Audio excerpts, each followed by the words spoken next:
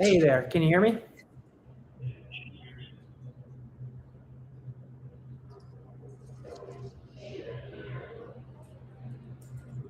Hey, Matt. Oh,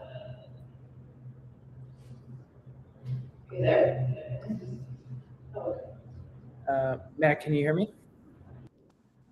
Hear me now? Yes, I can. I don't know why my mic auto defaults to my phone speaker when I do this. So Okay, yeah, no worries. Awesome. So let's just give it a few moments for folks to come on in. Just gonna get set up here.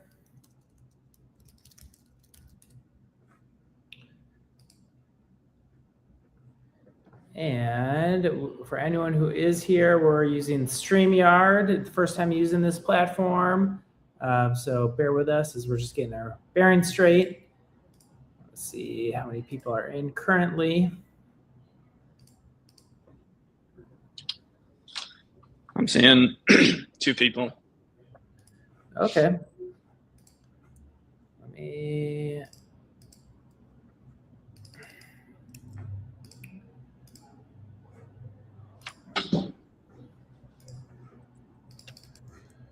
Send a quick email reminder.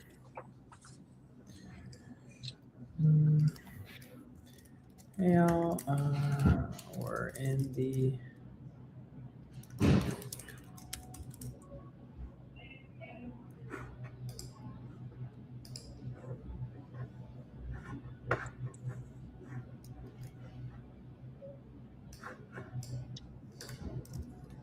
All right, so people are piling in. It looks like we have a few more. I'm going to send one quick email for everyone who did register just so they have the link, and then we're going to get started. Everyone's time is valuable here.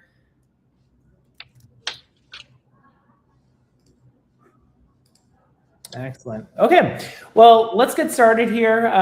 My name is Ben Lund. I'm the founder of Rise Marketing Group. We're a full-service digital marketing shop based in the Boston area. Very excited to have these conversations. And before we get into the content, I'm going to introduce Mac. Mac, do you want to share a little bit about yourself and your role here at Rise? Yes, absolutely. Hi, everyone. My name is Mac, as Ben said. I'm a full stack developer here at Rise, also based out of Boston, and coming up on 2 years with Rise. Yeah, excited to share with you all the importance of site maintenance. Yeah, absolutely. And before we get into it, you're going to see we're using StreamYard here, or you might even be watching this on YouTube. You can put in comments, whether you're watching this on YouTube or StreamYard. So if you have any specific comments about your situation, your website, drop them in. We can answer these in real time. So feel free to use that functionality. So let's get started here. So the purpose of today's webinar is really just to get into the importance of website maintenance. And really, it all comes down to better sites, more customers. As simple as that. And we've seen the opposite of that. When you have a very poor website, you're not going to get a lot of customers. But when you have a well-oiled machine, you're going to get a lot of customers. And we're really going to talk about this. And it's really interesting that I've been in the marketing space for over 20 plus years, used to work at Google. And, so many times we see mature businesses, let's say small businesses making between 1 to 5 million in annual revenue. They don't have anyone managing their website. Their website is literally just cobbled together. And, our focus is just make sure that folks that have a real business, like someone is maintaining it and what they should be looking for in maintaining this. So for an agenda today, one, we're going to talk about why website maintenance matters. And truly, now more than ever, the level of expectations for websites today is significantly higher than, let's say, even just 5 years ago. We're going to cover what to look for in a website management company. There's a lot of great providers out there, and then there's a lot of providers out there that you may want to avoid, and we're going to talk about some flags over there. And of course, we're going to give everyone here a little bit insight into our offering in terms of website management and how this can impact your business.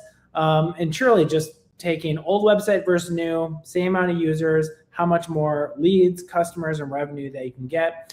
And then last slide, I'm going to share our contact information. So anyone who's listening to this live stream, if you want to talk about your website in particular, analyze it, assess it, drop me a line. We can set up a follow-up call with both Mac and myself. So let's get into all the content here. And again, for everyone who is watching right now, feel free to drop in your comments as you have questions. So one of the very first things that every business should be very aware of is, in the digital age that we're in, websites are your business storefront. And you can offer the absolutely best service or product, but if your website isn't up to industry standards, you're going to lose serious business. And that's just unfortunately where it is. And there's a study out here that was shared is 75% of customers judge a company's credibility by a website. So they can do the absolute best service possible, but if they just have a very old, janky website, people aren't going to transact with that. And just think about your own user experience. If you're searching for a different type of service, if you go to a service and maybe they have 5 stars on Google, but their website's just seriously lacking, chances are you're not going to engage with that, and you're going to go to the next one down the list that has a better looking website. So Mac, anything to add on this? Not really. I mean, the key thing here is that we can't really overstate how important it is to have a healthy website, not only for the things that you're talking about, where it's like, front end visibility to the users, like load times, but also for your own internal business metrics. So the things you're tracking, any of those sort of analytics, it's key to have a healthy site. Yep, absolutely.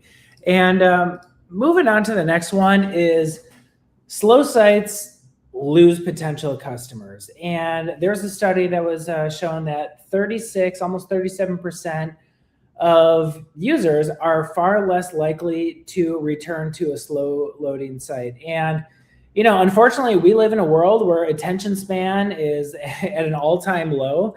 And if your website is slow loading any more than 2-3 seconds or so, folks are going to bounce. And one of the interesting things about, a slow loading website, maybe a site loads fine on a desktop and connected to a high-speed internet.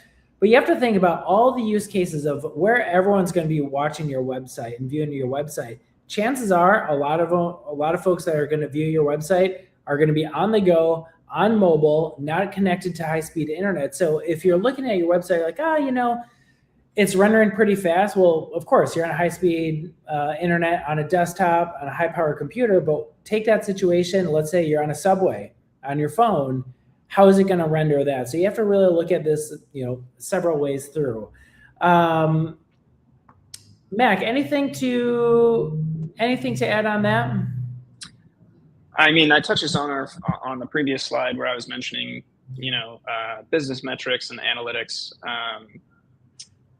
But yeah, this is a perfect example. We recently had a client who had a very, very, very old, not maintained website.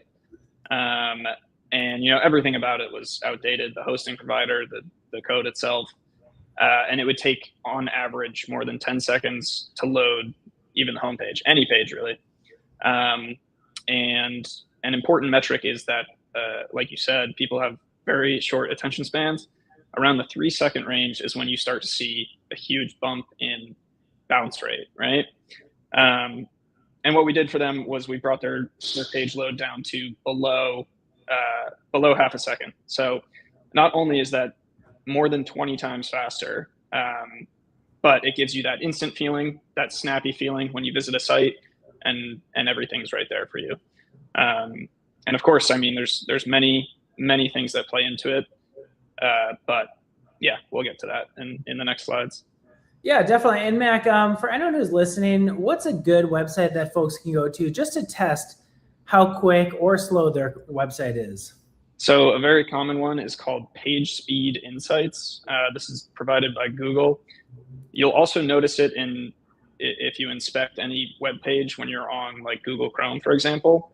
There's a little Lighthouse is what they call it, Lighthouse tab. But PageSpeed Insights will give you a bunch of information, a bunch of different metrics that they base things off. And like Ben was saying, they do this based off of slow load times. So they simulate as if you were on the go on a slow network, and see how your website performs against it. Yep. And I just dropped the link in the chat. So everyone just bookmark this page. If your site's running slow, someone should definitely be addressing this. And that's just more in terms of making sure your site is quick, accessible for folks in whatever location that they are. Next on this is a big one. And I think this is a very common misconception. Most folks that, let's say you build a brand new website, they just think like, great, we have a new website, the code is sound, we're set. We don't have to do anything to that, but that is total opposite. And this is true with anything pretty much in life, is you have something that's new and shiny, but it will deteriorate. It deteriorates. And if someone isn't maintaining and keeping up on it, it's going to, that shiny website is really going to slow down, and eventually it's going to start costing customers because it's not loading as fast anymore, or it's not even just rendering as it should. So there's a lot to cover on this slide. So Mac, why don't you just kind of share, how do websites deteriorate over time? Like you said, the main culprit is not maintaining things. But what to maintain, there's a huge laundry list of things that you need to maintain. So a lot of things that we tend to see are things like excessive plugins, which is an easy thing to happen to anyone because they're so convenient, right? They might be paid, they might have some feature that you love, but the more you pile up with plugins, you introduce the ability to be incompatible with other plugins or your theme code or the server environment, right? So it's just adding points of failure. So you need to really monitor that and make sure you're up to date and make sure you're compatible with other things you have on the site. But it can be so many different things. Outdated tech stacks. So you have like not just the plugins, but you could have older versions of theme code that lead to incompatibilities with the plugins that you have. And this can, show its face in several different ways. It can be the site might crash. It can be the performance dropped, 100%. Now it's taking 2 seconds to load instead of 1 second. And the list goes on. Another one we often see is improper database handling. So this is caching and optimization. It can lead to database bloat, where you have too much stuff being stored in your database, or basically like unused items stored in your database. And that can make anytime you go to reach out to that database for a query, it makes the query slower. So yeah, this is just a short list. Like there's plenty to maintain all the time. So. Yeah, absolutely. Kat, absolutely agree with your comment. Is they're just like cars. If you do not maintain a car, that shiny car, within 3 years, it's going to be having some significant failure across major systems and require major repair or replacement. Same thing for websites. You can have a website that was built 8 to 10 years ago, but if it's maintained properly every year, you don't really need to do an overhaul. Like you're just like maintaining it, month in, month out. And it's really, these are just like a few of the ways websites deteriorate. And it's, unless if you really understand what you're doing, it's just going to start to go down south. Another interesting thing, Mac, that you brought up were plugins. Plugins are very helpful, and because they're very helpful, they're very popular. But what most folks don't understand is plugins carry some significant risk, and that's really from a security risk, but then also just overall technical risk of, will this break a website? So Mac, let's spend a little bit of time on plugins. Absolutely. Yeah. We can talk all day about plugins, but like the graphic shows there, 97% of security breaches, specifically on WordPress, target and exploit plugins. So the reason they're so great is because they're so available and they often solve exactly what you need them to do. The reason 97% of WordPress exploits go through plugins is because a lot of them are open source, which means when you don't keep them up to date, hackers can find exploits in an older version of code because it's available publicly on the internet. Then all they have to do, see that your website is running that version of the plugin, and they have a way into your website. It really is that simple, and people don't understand like the necessity in keeping your plugins up to date, because they frequently release security patches in their updates, and then of course you have to be aware of what's compatible and what's not. So you always need to stay on top of your plugin versioning. Yep.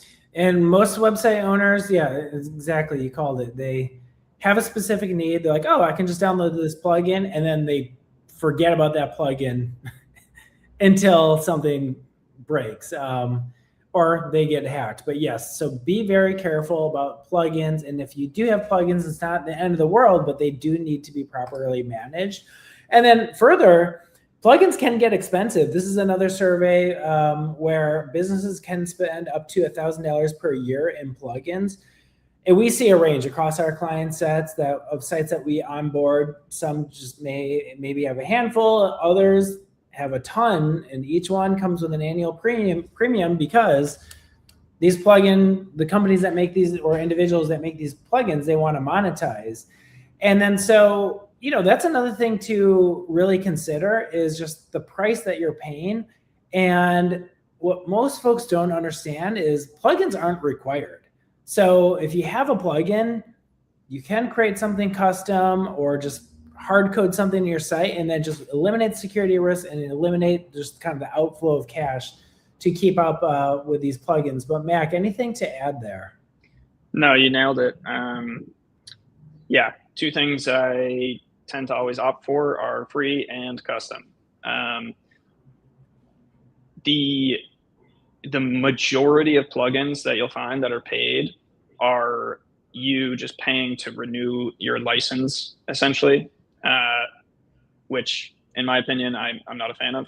But like Ben was saying, you can have custom functionality, tailored to what you need, and almost completely eliminating the security risk. Because when you have a custom plugin, it's not publicly documented, which means no one can see what's written there, right? That's a huge advantage over these big corporations that push out paid plugins, because no one else can see the code except for the person who made it and, of course, the people who own the website. And you often find that you can target your specific need much better, much more niche, hit on all the notes that you want, right? Like often you'll get a plugin, it's paid, it does the core thing that you want really well, but then you're like, I just wish I had this one extra thing, right? So, and Kat's saying custom plugins still need to be tested and updated. Yes, they definitely do.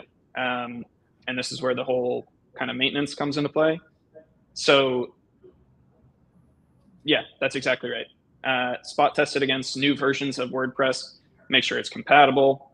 Oftentimes you don't need much updating unless you have like a big WordPress core update where they might change the use of some functions, or they might have sunset or marked something as deprecated and you're using it in your plugin. Those are often instances where you'll need to update. But yes, that plays into the whole, always got to be on top of your plugins and versioning and everything. Yep. And then, Kat, you brought up another great question. And anyone else who's joining us, if you have questions about your specific situation, what you see in here, feel free to drop in comments. Yes, in the AI age that we're catapulting into, folks can build out websites pretty quickly, but there's the website. I mean, that is very helpful, but unless if you're a coder, things will eventually break, and then you don't know if it's secure or if the website is even going to render fine. So, Mac, we could talk a long time about this, but within 45 seconds, anything to add on that with AI tools building out websites, and what's the risk if the website owner does not know code? Yes, there definitely are many, many, many tools that can help you accelerate in building when it comes to technology these days. But yeah, I would say the big thing is to think about it like this. If you don't understand how the code works, then neither does the AI that you're asking to build it. And what I mean by that is if you don't know to think about XYZ security vulnerability, then the AI implementing the code is also not going to think about that. It's just trying to complete what you ask it in the simplest way possible. Yep. Thank you.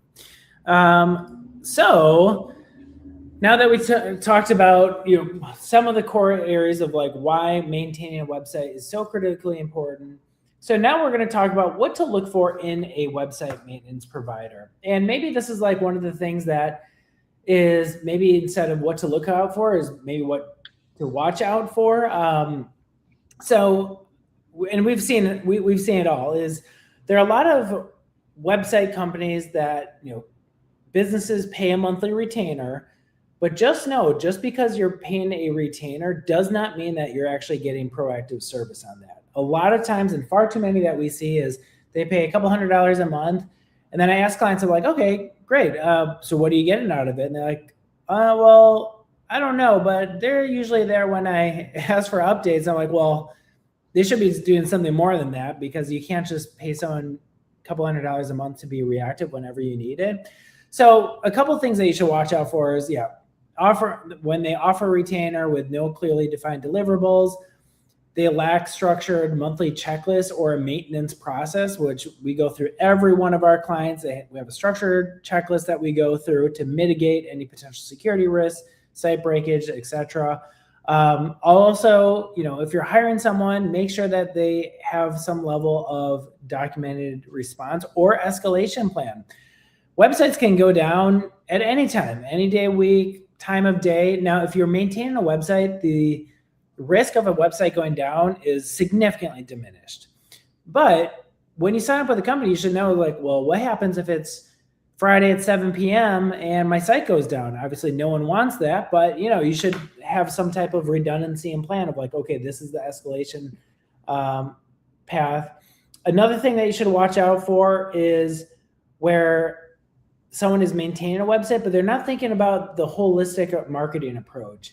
SEO, as anyone who's on here is probably can attest, is insanely important. It's always has been, and even probably more important now that you're not only just trying to fight for attention on Google, but also on the AI platform. So just because you can build out a website, you also need to make sure that from an SEO perspective, it's sound, covering best practices, and really just make sure that it's not just reactive fixes, everything is proactive and everything is tested before you go live. So, this is just a snapshot of it. Mac, anything else that we're kind of missing on this slide of, what? I don't think so. I mean, you touched on the key points there. It's like oftentimes we see, other agencies will charge the retainer, and then I'll get into the website and be like, what were they doing in here? Nothing, right? It looks like nothing. And it's unfortunately very common to see that these days. Yeah, I know. So always make sure, ask these questions. And then, so we're going to pivot a little bit to Rise offering. So of course, if anyone is on this call, you have a website you want to build, or you're like, hey, I think I need support with my maintenance. Great. Let's talk about that. We can have a one-on-one conversation. With myself and actually Mac as well joining me. But there are certain elements that every website that we maintain goes through, and one of which is site checks. So we have a checklist. This is just a screenshot of it, but it's probably close to 30 checkpoints that we do just to make sure covering everything from site loading correctly, security certificates, uptime, etc., just to make sure that everything is functioning as possible. And just going through this structured documentation and checklist really just like reduces any risk of site deterioration or total site failure. So Mac, talk about kind of some of the checks that we do for our website clients. Yeah, totally. So, and I also want to start with saying, following in such a structured pattern not only helps the site perform better and make sure everything's running smoothly, but it helps us internally and our clients see exactly what was done. We have a paper audit trail. We can be like, oh, this broke. Let's go look at what happened, right? And we have a pinpoint list of exactly what we did. And like Ben said, these are just a few examples of those, but they start with the immediately evident checks, right? So if I go to your website, does it load? Does it load really slow? Do I get an SSL certificate error, right? And then we work our way down to more granular checks that might not be so apparent or visible. Did you see that one by Todd? Ben, your slides are getting covered by the. Oh, thanks, Todd. Let me try to. While Mac talks, I'm going to try to move those to the side. This is our first time using StreamYard, so and I'll also send this over to anyone who wants a copy of this as well. Keeping on going here. As we work down the list, they get more granular. So these are things that aren't visibly apparent, but can still cause issues. So we want to check for any kind of key flow, key form submission. If it's an e-commerce site, we might want to check, the checkout process, make sure that's working. This can also mean error logs, which aren't visibly apparent on something like on the website. But you do also have console errors that happen on the browser. The page speed metrics that we talked about previously with page speed insights, list goes on, right? You can get very, very granular here, and that's the idea, is you work from broad to granular to catch anything that might be causing issues. But the key is that checking in this fashion allows us to have that really, really strong paper audit trail, so we can point to any breakage and be like, this is exactly what we changed when that broke. Let's go look at that a little further. Yep, absolutely.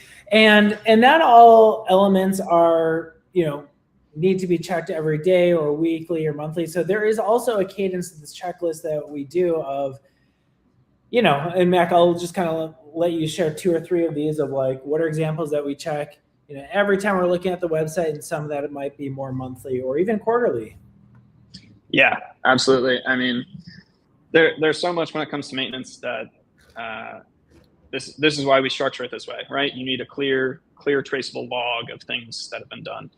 And yeah, so to go along with the list of items to check, we have a schedule for checking these items, which is frequently overlooked. For example, we like to set blocks or days aside specifically for maintenance, because if you don't set them, then it's easy to push them and then be like, oh, I'll get to it next month. But that's how things snowball and lead to a poor site health. Some of the things on here range from, like we talked about, the visual check, but then all the way at the bottom there, PHP runtime version is specifically like server environment. So that's digging into the hosting, making sure there's nothing incorrectly configured there. So it's not just on the website, it's the server where the website exists as well. Yep, absolutely. And then, as Mac alluded to this a little bit, is when updates are required, there's certainly a process. And again, that's just to make sure, like, when we're making updates, like, it's going to go as planned. And if something doesn't go wrong, we can understand where it goes through. So maybe take 30 seconds to kind of walk through that. Yeah, I mean, it's mainly for the logs, for visibility for us, for visibility for the clients. We can point out and say, XYZ happened. We know how to fix it because we just do the inverse of what we did at that step. But yeah, it's important to have, your checklist. So you put aside, maybe you have notes from last month's maintenance session, and that goes into your pre-update checklist. You're like, I need to look more deeply into these things. Then you do your updates, log as you go, of course, and then you validate afterwards.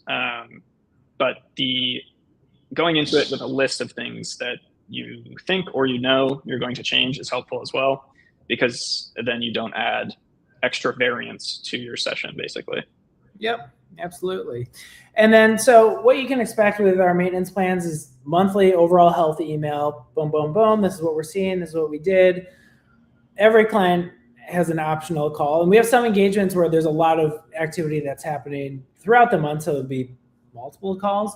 But every website, no matter how big or small, like optional call, review any updates, and just also general support as needed, like creating new pages, maybe to support paid ad efforts or SEO, updating messaging.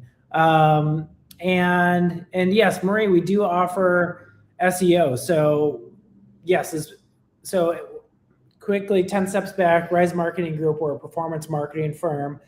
Our focus areas are website design development, search engine optimization, including ranking on Google, as well as AI, and and then paid ads. So yes, some of our clients, so they not only want us to maintain their website, but they also want us to optimize their website, which is we could probably do a whole nother webinar on that. But if any of you are watching and you would like more information on both maintain a website, but then also optimizing for SEO, both on page as well as off page factors, we can have that conversation. And Kat has a question. Do you support websites you don't build on various hostings, not just your hosting? Mac, I'll let you take that one. We do. We have a ton of clients that have their own hosting, and when it comes to hosting, we do offer, I guess, a way to do that. But we do it in a way that you retain ownership always. So anytime we take over or we build something for you, it's under your ownership and control. But yes, if you have existing hosting, we support with that as well. Yep, definitely. And we can also provide recommendations. Sometimes someone's hosted with one company and we're like, they're fine, but you might save money by going over to this one and actually get better performance. So yeah, we can also just kind of navigate you, consult like on the right option that's best for you. And then, so really, like, as we kind of tail out in the last 7 minutes or so of this webinar, it's just like bare bones, like, what does this mean for your business? And like a couple things, and this is SEO aside, which is a whole separate conversation, and that can have some massive, impacts to business. But just even in terms of, all right, you went from someone who was kind of managing your website to now you have a professional team managing it. A couple things that you should have is you can experience lower bounce rate, higher conversion rates.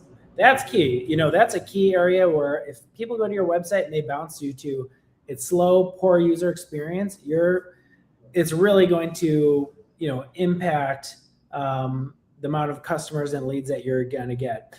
When you also have someone managing your website, stronger security and lower hacks. We have one of our clients, actually, a longtime SEO and paid ads client, is going to go to us for website development or maintenance because they had a huge security, like everything went down for about a week or so. And they're like, I think it'd be better just like have Rise, just have everything under one roof. But by having someone actively managing the program in your website,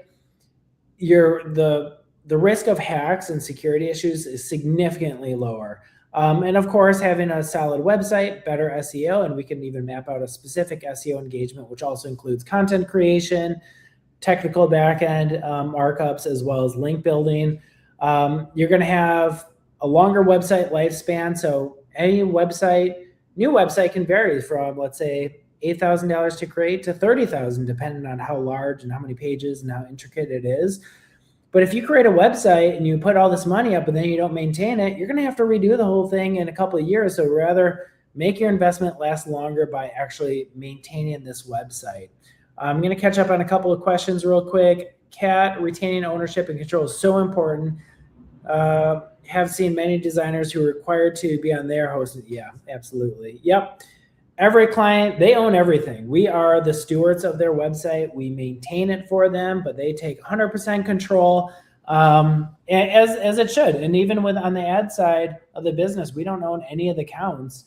It's the client's counts, but they are hiring us to make sure everything is going as smoothly as possible and driving the most performance. So what could be a potential impact here? So this is in a basic example. Let's say you have a website where every month on the left-hand side, you get 1,000 visitors to your site per month. Your conversion rate's a little bit below industry average, 1.5%. So that means you get 15 conversions per month and new customers. And let's say the average value per conversion is $100. So that means this website, it's pulling in $1,500 of revenue, $18,000 annualized. This is a very basic example. But then let's just say, okay, now I'm focusing on my website and it's rendering a lot faster, better messaging, just everything's just cleaner. Okay, now your 1.5 conversion rate, which is a little sub-industry standard, went to 2.5%. Awesome. So then what that means is instead of 15 conversions per month, now you're getting 25, and then monthly revenue from $1,500 to $2,500, and then annualized from $18,000 to $30,000.